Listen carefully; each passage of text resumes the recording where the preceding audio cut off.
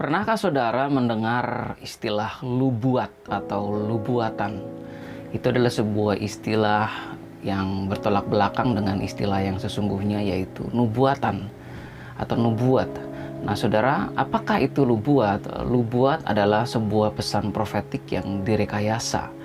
Jadi Tuhan tidak pernah menyampaikan pesan tersebut, Tuhan tidak pernah berbicara kepada orang tersebut, namun seseorang merekayasa sebuah pesan profetik untuk disampaikan kepada seseorang ataupun sekelompok orang. Nah saudaraku, kenapa ada orang-orang yang pelayan-pelayan Tuhan yang kok tergoda untuk menyampaikan nubuatan atau sebuah pesan profetik yang direkayasa? Padahal dalam 2 Petrus 1 ayat 21 dikatakan tidak pernah nubuat dihasilkan oleh kehendak manusia, tetapi oleh dorongan Roh Kudus setiap orang bernubuat atas nama Allah. Itu berarti nubuatan yang sebenarnya adalah sesuatu yang berasal dari kehendak Tuhan, dan oleh dorongan Roh Kudus seseorang pada akhirnya menyampaikan pesan Tuhan baik kepada pribadi demi pribadi maupun atas kelompok orang. Ketika kita mendapati ada orang-orang yang menyampaikan nubuatan, sebuah pesan profetik yang direkayasa, maka kita harus lebih dahulu membedakan antara orang-orang yang disebut para pelayan palsu dan mereka-mereka yang disebut para pelayan yang tidak dewasa. Nah saudara, para pelayan palsu, atau kita bisa sebut mereka rasul palsu, nabi palsu, gembala palsu, guru palsu, ya orang-orang ini adalah oknum-oknum iblis, oknum-oknum antikris yang memang memiliki agenda di bumi untuk menyesatkan umat Tuhan. Bahkan Alkitab berkata kalau sekiranya mungkin orang-orang pilihan. Nah tetapi ada golongan yang kedua, yaitu orang-orang yang tidak dewasa atau para pelayan profetik yang tidak dewasa. Nah untuk golongan kedua ini saudara, kita tidak boleh mengata-ngatai mereka sebagai para pelayan sesat. Hanya saja mereka belum dewasa, tidak cukup dewasa untuk bergerak di dalam sebuah pelayanan profetik yang sifatnya publik. Nah kita juga harus bisa membedakan antara nubuat dan nubuatan yang hiperbolis. Nubuat kita sudah tahu artinya tadi, satu nubuatan yang direkayasa, Tuhan tidak pernah bicara. Lalu nubuatan adalah sesuatu pesan yang murni yang dari Tuhan, yang disampaikan oleh ilham Roh Kudus. Tapi nubuatan yang hiperbolis adalah satu nubuatan yang misalkan saja Tuhan cuma bicara, aku mengasihi engkau. Namun seseorang tergoda untuk melebih-lebihkan pesan tersebut, sehingga kalimatnya menjadi semakin panjang, menjadi sangat dramatis. Contohnya, demikianlah firman Tuhan. Tuhan berkata kepadamu, hai anakku. Padahal mungkin dia tidak mendengarnya demikian. Nah ini kita kategorikan nubuatan yang hiperbolis. Tidak sesat, hanya terlalu dilebih-lebihkan. Saudara, pelayan Tuhan yang tidak dewasa adalah mereka yang tidak dewasa di dalam pemahaman akan doktrin-doktrin utama kekristenan. Mereka juga orang-orang yang tidak memiliki pengertian akan firman Tuhan, bahkan mungkin belum pernah membaca Alkitab dari awal sampai kepada akhir untuk setidaknya mengetahui gambaran tentang Alkitab itu sendiri.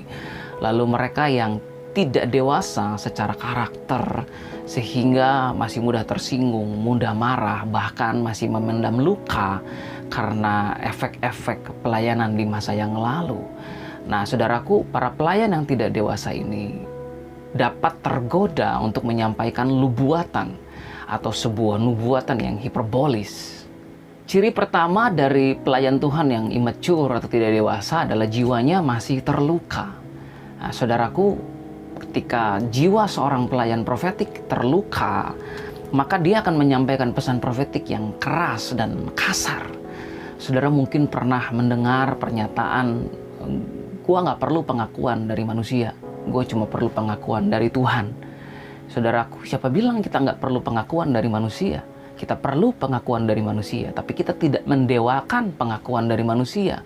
Karena kalau kita mau bergerak sebagai satu tubuh Kristus, kita mau menyampaikan pesan profetik kepada jemaat orang lain, kepada satu kelompok pelayanan, maka kita perlu pengakuan dari pemimpin di komunitas atau di gereja tersebut.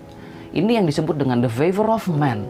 Nah, orang-orang yang jiwanya terluka bisa saja membawa roh Absalom, oleh karena dia pernah memberontak terhadap kepemimpinan di masa yang lalu, sehingga pada akhirnya dia menolak untuk menerima pengakuan dari siapapun, Dan bahayanya adalah mulai melakukan pelayanan profetik dengan suka-suka gua, semau-mau gua, mau nerjemahin firman Tuhan, pesan Tuhan seperti apapun, mau menerjemahkan mimpi yang didapat seperti apapun, mau mencomot satu bagian firman Tuhan seperti apapun, akan menjadi suka-suka gua.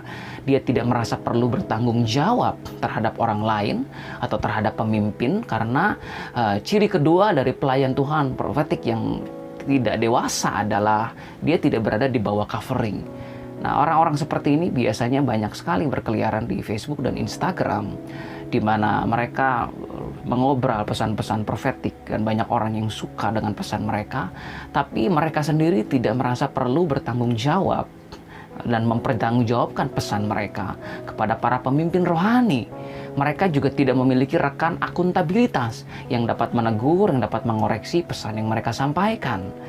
Saudara, hal pertama yang harus kita lakukan adalah kita harus merangkul mereka. Kita harus mengapresiasi karunia Allah dalam diri mereka. Bahwa ya mungkin saja memang ada karunia nubuatan atau karunia profetik di dalam diri orang tersebut. Namun ketidakdewasaan yang membuat karunia tersebut pada akhirnya justru melukai banyak orang dan merusak kehidupan banyak orang. Yang kedua adalah kita mencoba untuk membantu orang ini untuk dapat memperoleh pengertian lebih lagi tentang karunianya, panggilannya maupun pelayanannya. Kita bisa dorong dia untuk ikut seminar, training, membelikan dia buku atau merekomendasikan buku-buku tertentu, mengenalkan dia dengan salah seorang yang sudah dewasa dalam pelayanan profetik, sehingga kita dapat menolong para pelayan yang immature ini untuk akhirnya tidak malah jatuh ke dalam penyesatan, namun dapat kembali berjalan di dalam koridor yang benar. Yang ketiga, ketika kedua cara di atas tidak berhasil, maka kita harus menegur dan melaporkannya bahkan kepada pemimpin rohani yang ternyata setelah lewat pengujian mendapati pesan-pesannya adalah pesan-pesan yang sama sekali tidak berdasar kepada firman Tuhan atau sifatnya lubuat dan hiperbolis. Maka itu sangat baik, saudara. Oleh karena dengan begitu kita bisa menjaga kawanan domba Tuhan dari penyesatan-penyesatan yang dapat terjadi. Saran saya buat setiap orang yang memang terpanggil untuk bergerak di dalam pelayanan profetik, yang pertama, saudara harus menemukan mentor. Kalau bahas bapak rohani mungkin terlalu tinggi ya, tapi kita bahas mentor. Mentor adalah transfer pengetahuan. Saudara bisa memiliki mentor untuk saudara bisa mendapat pengetahuan banyak tentang pelayanan profetik, karunia profetik, dan lain sebagainya. Lalu saudara juga, walau saudara beribadah di sebuah gereja, saudara harus belajar penundukan diri terhadap gembala saudara. Karena masalah utama orang-orang profetik yang merasa peka, yang memiliki kepekaan mungkin terhadap suara Tuhan, atmosfer dan lain sebagainya, dia berpikir bahwa orang-orang yang menjadi cover buat dia itu harus orang-orang yang lebih hebat karunianya dari dia. Padahal tidak, saudara. Gembala saudara bisa menjadi cover buat saudara sebagai seorang pelayan profetik.